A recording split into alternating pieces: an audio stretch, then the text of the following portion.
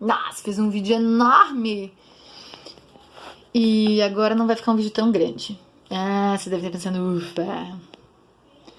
Bom, algumas mutações genéticas ocorrem quando um segmento de um cromossomo se prende a outro cromossomo que não é o seu homólogo. Não é o seu homólogo.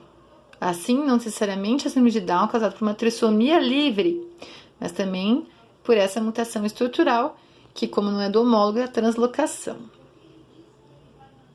A banana cultivada é um caso típico de partenocrapia, ou seja, de formação de frutos sem que ocorra fecundação. A leitura tá muito boa. Isso acontece por se tratar de uma planta triploide, uma poliploidia. Se eu tenho uma normalidade no número de cromossomos, porém eu não tenho uma aneuploidia, provavelmente isso vai acontecer quando eu distribuo os cromossomos e não as cromátides. Isso acontece na meiose. Por que não pode ser na meiose 2? Porque daí seria as cromátides irmãs. Intérfase. Intérfase é duplicação. Intérfase, na verdade, não está nem em divisão ainda, né? Só está duplicando. Osfera, não. Fertilização da osfera, que é quando o grão de pólen vem, você primeiro tem que ter a divisão, né, da meiose. E germinação do grão de pólen e formação dos gametas masculinos. Coitado do pólen, nunca ninguém falou que é por causa dele. Pode ser. Pode não ser. E depois? De novo a gente tá falando aqui, ó. Essa mesma tinha lá no nosso exercício. Então, 47 XY mais 18 é do tipo numérica aneuploidia. Uma mulher com cariótipo XXX, 47, tem cariótipo anormal. Essa anomalia é uma triploidia? Não, ela não é 3N, ela é 2N mais 1. É uma aneuploidia autossômica, está no cromossomo sexual, então não. Corpúsculo de Barr quando você tem a formação dessas células na ovogônia. Causa alterações somente em genes exclusivos do sexo feminino? Não. É uma alteração cromossômica. E pode ter origem do gene no gameta paterno. Por quê? Porque o gameta paterno é que vai aí originar o homem e ou a mulher. As células numeradas de 1 a 4 representam gametas masculinos resultantes de uma divisão meiótica anômala, em que não ocorreu disjunção dos cromossomos homólogos vermelhos na anáfase 1. Então, olha lá como que ficou. Alguns gametas têm um cromossomo a mais, ou seja, teriam 24, e outros gametas têm cromossomos a menos, ou seja, teria 22. As células numeradas de 5 a 8 representam gametas masculinos resultantes dessa outra divisão meiótica anômala, em que não ocorreu a disfunção das cromátides vermelhas na anáfase 2. E os cromossomos azuis representam o processo sem anomalias. Então, vamos dar sequência apenas na vermelha. O que acontece? Quando eu tenho a anáfase 1, eu tenho a separação dos cromossomos homólogos. Então, ou eu separo, cada um vai para o seu lado, ou os dois vão para um lado só, que é o que acontece aqui, certo? Na anáfase 2, eu tenho a separação incorreta das cromátides irmãs. Então, aqui eu separei corretamente.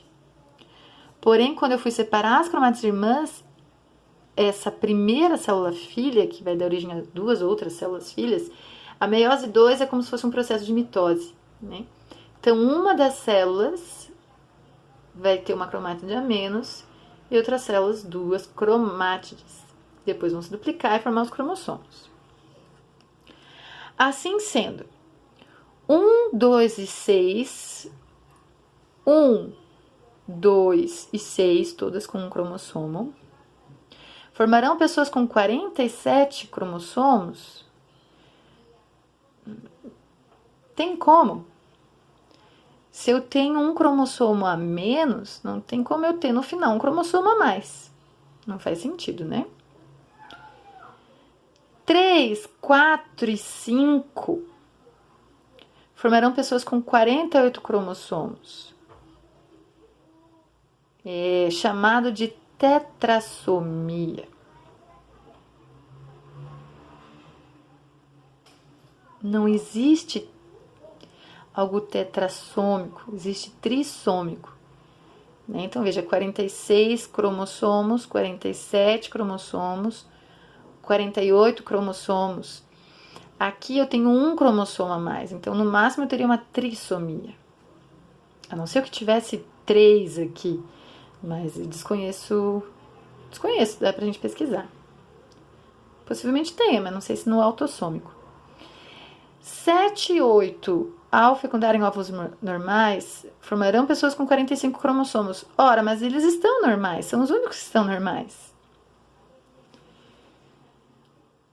1, 2 e 6, ao fecundarem óvulos normais, formarão pessoas com 46 cromossomos.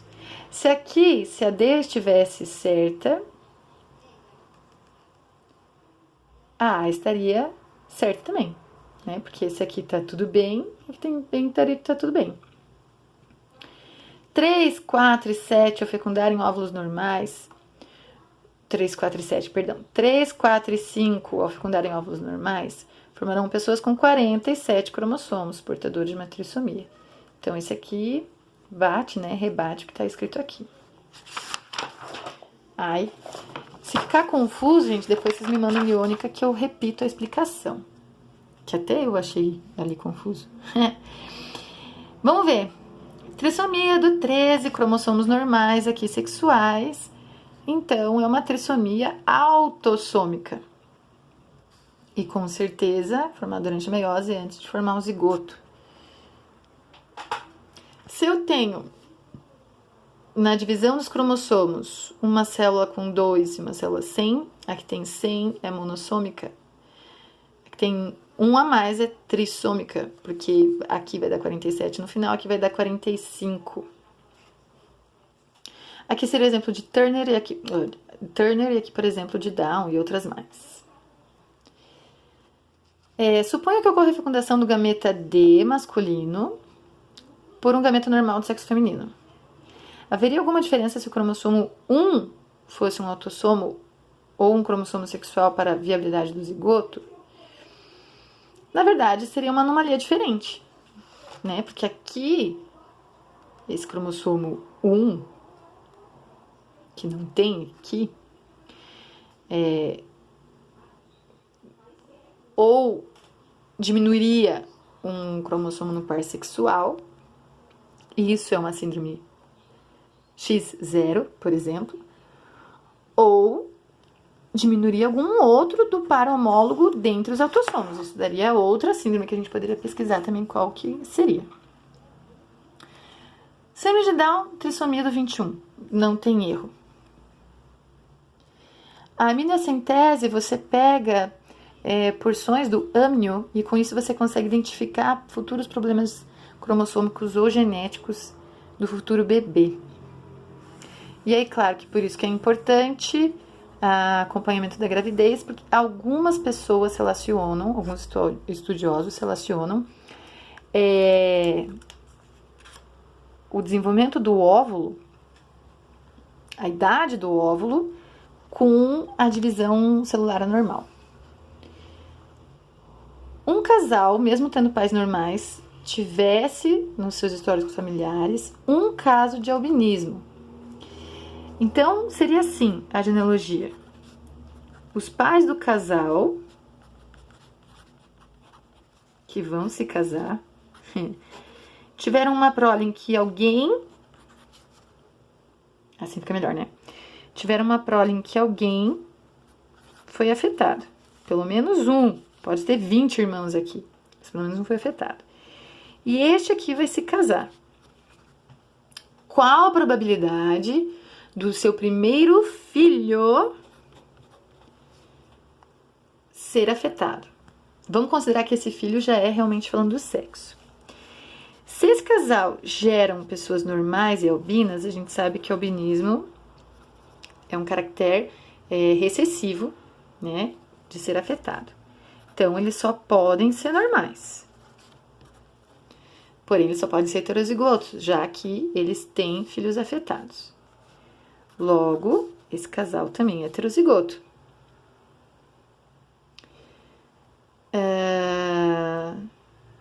E aí, quando a gente tem um retrocruzamento, que a gente vai chamar de azão,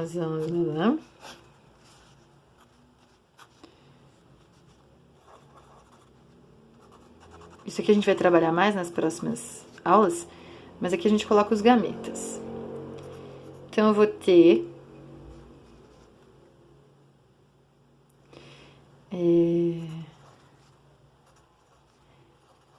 uma chance em 4 de ser um filho albino.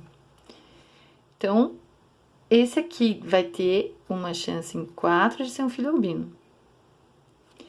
Porém, tem que lembrar que ele pode ser ou menino ou menina. E tem que lembrar que ele veio de um casal normal. E o casal normal tem 2 chances em 3 de ser heterozigoto. Portanto, essa vai ser a verdadeira chance desse primeiro filho ser albino.